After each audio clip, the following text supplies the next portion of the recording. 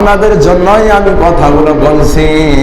আল্লাহ পাক ঘোষণা দিয়ে দিলেন, ইন্নামা ইয়া'মুরু মাসাজিদাল্লাহ।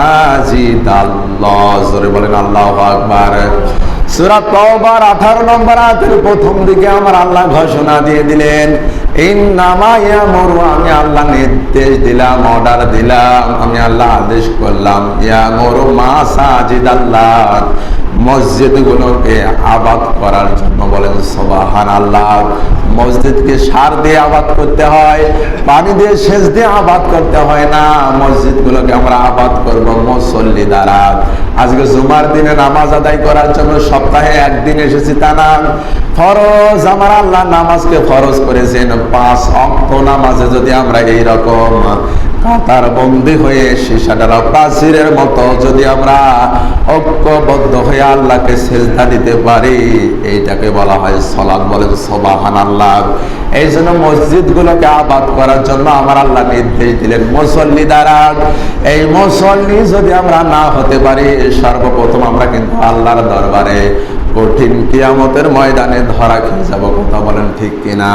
এই জন্য মুসলমান বিন্দু ভাইরা, আজ থেকে আমরা যারা এতদিন লোক দেখানো নামাজ করেছি, মানুষ আমাকে বাহাবা দেবে, আমি নামাজ পড়লাম, মানুষের যে বাহাবা পাওয়ার জন্য যদি আমরা নামাজ আদায় করি, কিংবা আমাকে মানুষ ভালো বলবে, এই ভালো বলার জন্য আমরা যদি নামাজ পড়ি, আমরা কখনো সফলতা লাভ করতে পারবো না।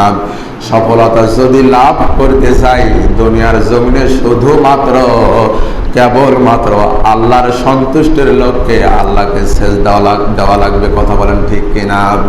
এই জন্য আল্লাহ পাক কিন্তু মসজিদকে আবাদ করার কথা বলছেন যে মুসল্লি দ্বারা। এই মুসল্লিগুলো ঘুষখোর হলে হবে না, সুদখোর হলে হবে না।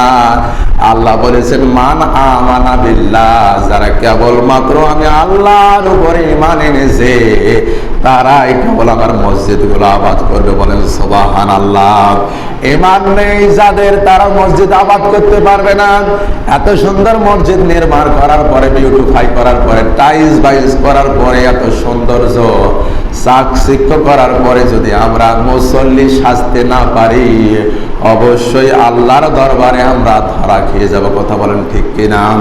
আর সেই দিন আল্লাহর দরবারে আমরা সকলে জবান ছেড়ে পড়ব, কলু লা মানাকু মিনাল মুসল্লিন। জোরে বলেন আল্লাহু আকবার। সেদিন আমরা বলবো, দুনিয়ার জমিনে আমরা মুসল্লি ছিলাম না, এই জন্য আল্লাহ কিভাবে আপনাকে সেজদা দিতে হয়, কিভাবে আপনার রুকু করতে হয়, এটা পারছি না। আর এই দুনিয়ার জমিনে আপনি প্র্যাকটিক্যাল লাইফে যদি আল্লাহর সন্তুষ্টির জন্য আল্লাহকে রুকু করেন এবং সেজদা দেন, কাল কিয়ামতের ময়দানে বান্দা কি যখন বলবে, বান্দা, আল্লাহ যখন বলবে, বান্দা তুমি আমাকে সেজদা দাও, সেজদা দেওয়ার কথা বলতে দেরি হবে, কিন্তু সেজদা দিতে দেরি হবে না। বলেন সুবহানাল্লাহ।